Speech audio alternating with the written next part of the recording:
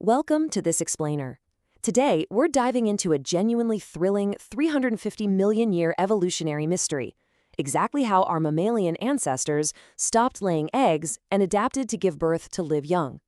It's a story packed with biological puzzles, completely bizarre transitional creatures, and ingenious survival strategies that ultimately shaped the way almost all modern mammals reproduce today. Here's our roadmap for today. We'll start with the first land eggs, look at clues from ancient synapsids, check in on surviving egg-laying mammals, uncover the placenta's secret purpose, and finally explore the two paths to live birth. All right, let's jump right in. It's really easy to think that live birth, or being viviparous, is just the defining trait of mammals. But actually, it's more of an evolutionary upgrade. Literally all live-bearing animals descended from egg-laying or oviparous ancestors. So mammals aren't technically defined by giving birth to live young. It just happens that the vast majority of mammals that survive to the present day utilize this incredible method. So, Chapter 1, the first land eggs.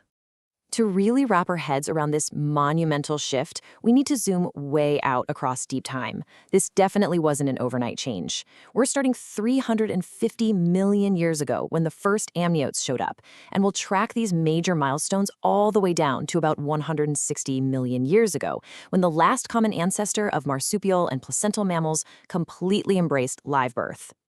Now, the absolute game changer back then was surprisingly simple. An extra membrane called the amnion. See, early ancestors laid eggs that were kind of like frog spawn. They were hopelessly tied to the water, strictly limiting where these animals could survive. If they dried out, that was it. But this new amnion membrane retained moisture while still letting the embryo exchange vital gases with the air. It was a massive breakthrough that finally let our ancestors leave the water's edge and move inland. Moving on to Chapter 2, clues from ancient synapsids. So the specific amniotes that eventually gave rise to us mammals were the synapsids. If you look at early proto-mammals like Archaeotherus, they were already rocking some very familiar traits. By about 250 million years ago, they'd evolved warm-bloodedness, fur, and even whiskers. But here's the crazy part. Even as they started looking more and more like the mammals we know today, they still laid eggs, and they kept doing it for over 100 million years. And nothing highlights this ancient strategy quite like a fossilized Jurassic synapsid known as Kayentatherium. This little creature lived in Arizona about 180 million years ago, right alongside the dinosaurs. Get this, scientists found an adult fossilized with a massive litter of 38 infants. Because they were so tiny and clustered so tightly together, it's pretty much a guarantee they had just hatched from eggs. So what forced them to change this strategy? Well, it all comes down to the brain. Those 38 Kayentatherium babies had tiny skulls that were just perfectly proportionate versions of the adults, a very reptilian trait. They likely hatched and were immediately on their own.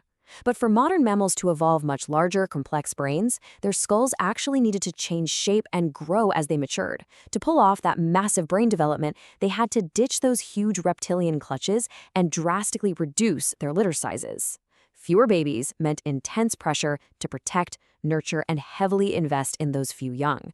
And that parental pressure paved the perfect evolutionary pathway for live birth to take over.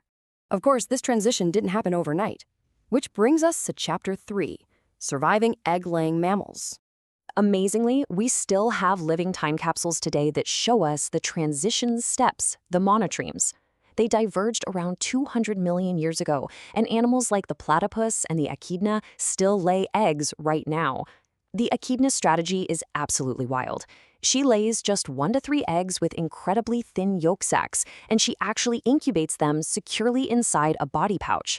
Because the yolk is so thin, the babies hatch highly undeveloped, and since monotremes don't have nipples, they feed their young with milk that literally oozes right out of the mother's skin. It's delightfully bizarre, right? But it's fascinating because it shows us exactly how ancient mammals likely started internalizing and nurturing their young before true live birth evolved. Now, this brings us to a monumental biological hurdle that had to be overcome. Chapter 4, the placenta's secret purpose. You might be thinking, well, why wouldn't an echidna just hold on to its egg a little longer until it hatches internally? Well, there's a fatal biological flaw there. An egg's outer membrane naturally diffuses oxygen in from the atmosphere and pushes carbon dioxide out. If that egg loses its shell and hatches inside the enclosed, fluid-filled uterus of the mother, the fetus suddenly faces a fatal lack of air. How on earth does it breathe? Well, here is the incredible twist. The placenta didn't originally evolve to deliver food. Early mammals still used a yolk sac for nutrients, just like their egg-laying ancestors did. Actually, the placenta's primary initial purpose was to act as a biological lung. By connecting the mother's blood supply to the fetus, the placenta supplied vital oxygen and removed carbon dioxide, effectively becoming the bridge that kept the developing baby breathing. This gas exchange problem was so universal that nature found some mind-blowing convergent ways to solve it across completely different species. Certain lizards and scorpions independently evolved their very own placentas just to exchange oxygen, while still using a yolk sac for food. And then you have viviparous manta rays. They bypass the placenta issue entirely. Their fetuses literally use their gills to gulp and breathe oxygenated uterine fluid right inside the mother. Nature is just incredibly resourceful. So, once the placenta solved the breathing problem, mammals split into wildly successful, distinct approaches.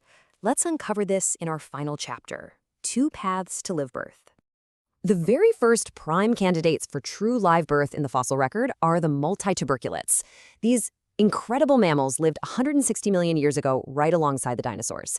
Their fossils show they had extremely narrow pelvises, which strongly suggests they gave birth to tiny premature babies, very much like modern marsupials do today. And they were incredibly successful, even surviving the asteroid that wiped out the non-avian dinosaurs. Fast forward to today, and we can compare how the 3 surviving mammal groups perfected their beautifully distinct reproductive solutions. You have the monotremes, still doing the egg incubation and sweating milk. Then there are the marsupials, with incredibly short pregnancies, a simple placenta, and reliant on a pouch with complex milk. And finally, the placental mammals, which feature incredibly long gestation periods inside the womb, relying entirely on a complex placenta for everything. This huge divergence, it actually all came down to a battle with the immune system. See, a fetus has different DNA from its mother, so her immune system will naturally try to attack it. Marsupials only have a simple placenta that cannot defend against this, forcing them to give birth incredibly early, while the baby is essentially a jelly bean, letting it finish developing safely in a pouch. Placental mammals, on the other hand, evolved a highly complex placenta that actively manages and shields against the immune system, allowing for those long pregnancies. And to accommodate this, placental mammals literally evolved to lose bones in their torso just to make extra room for the growing fetus. Talk about commitment. As we wrap up this explainer, it leaves us with a pretty fascinating realization. Mammals aren't inherently defined by live birth, but rather by constant, ingenious adaptation to our environment. Our ancestors successfully laid eggs for millions of years before brain size, parental care, and immune system battles pushed them toward the womb. So, looking ahead, if environmental pressures drastically shifted... Explore the past. Understand life. Discover more with MindNexus.